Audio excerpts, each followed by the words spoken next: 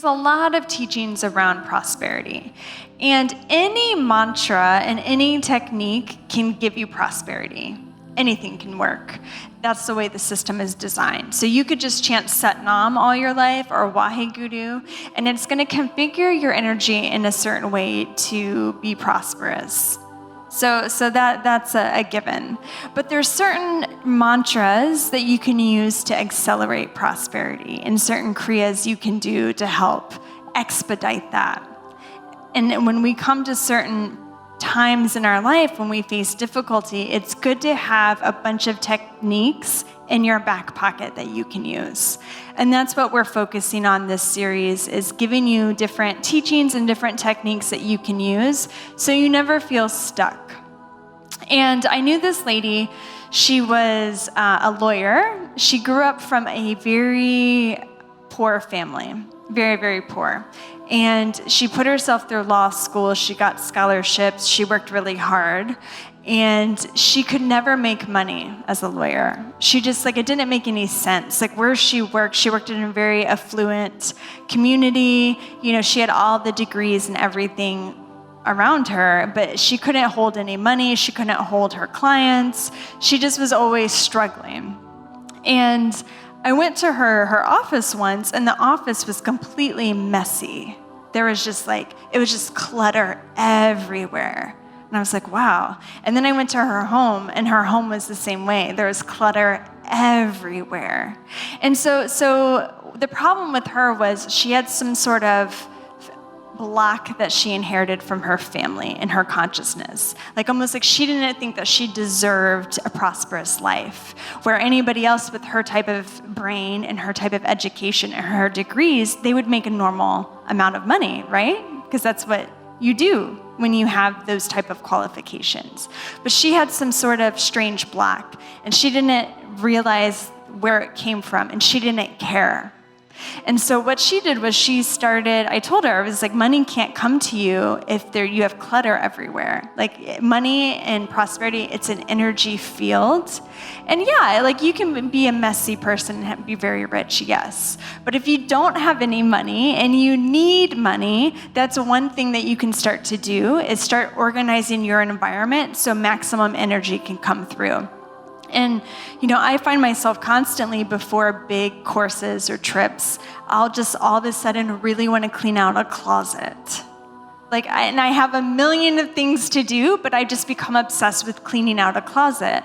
Have you ever experienced that?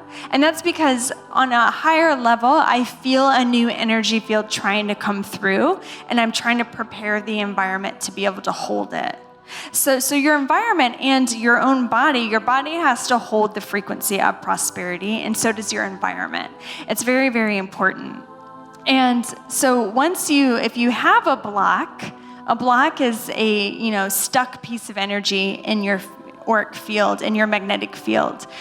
All you have to do is cut it. You cut it using this technology. It's a diagonal technology. And then you can turn a block and anything that is happening to you into good fortune, Yogi Bhajan says. So a block can become 2 triangles of energy. And then that can bring you prosperity. And I love this quote that he says. He says, "What is keeping you poor is the same power which can make you rich. You simply change the gear." So if you think of an engine in a car, the engine in the car, you're in the car, you can go reverse, or you can go 65 miles per hour on the 405 freeway, right? It's the same concept. So the energy that you're spending not making money is the same energy you're going to use making money. So think of it like that. And then it all boils down to your aura. Aura. You have to have a strong aura in all directions. It's very, very important. And one way you do it is through Kundalini Yoga. So if you encounter a block, if you just feel stuck and lethargic, things just aren't moving for you, one thing that you can chant is Ad Such, Jugad Such, Habe Such, Be. There's 2 Ad Suches.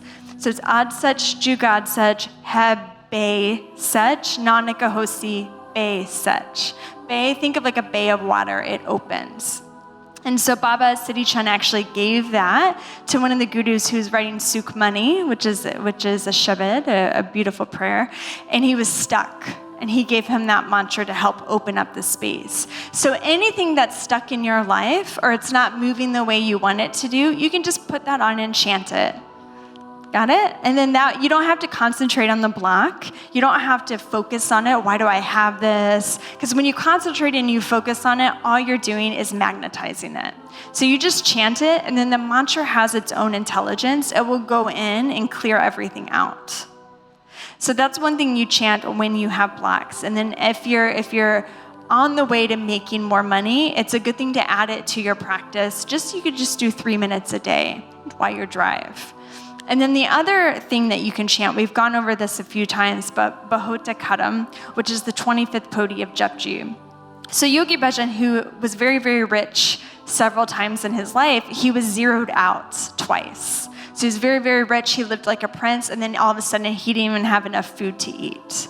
And so he used Bahota Karam to get it all back. And so Hari Jivan has this beautiful story where Yogi Bhajan was getting ready. They were going to go to an event. And he said, hand me that box, because he was getting ready, Yogi Bhajan. He wanted to put on some jewels. And so he opens up this box, and then he was just taken aback by all the beautiful jewels that were inside the box. And Hari Jivan heard him say under his breath, Bahota Karam, like it all came from that. So you chant that 11 times a day. A minimum, 11 times a day to help. And then if you came to this planet and you don't have any prosperity, so let's say you're just constantly broke, this will rewrite it for you. That's how powerful it is. So you chant it 11 times.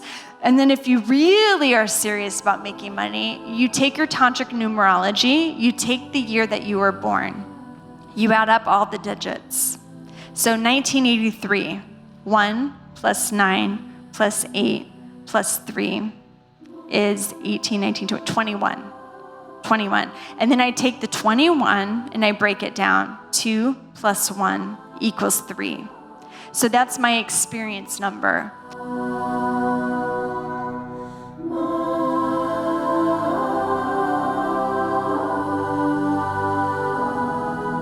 That means that's my inheritance. That's all of my previous incarnation good qualities. That's that number. So then, if I'm really serious about making money, I'm going to chant 1 round of 11, Bahota Karam, 2 rounds of 11, and then 3 rounds of 11.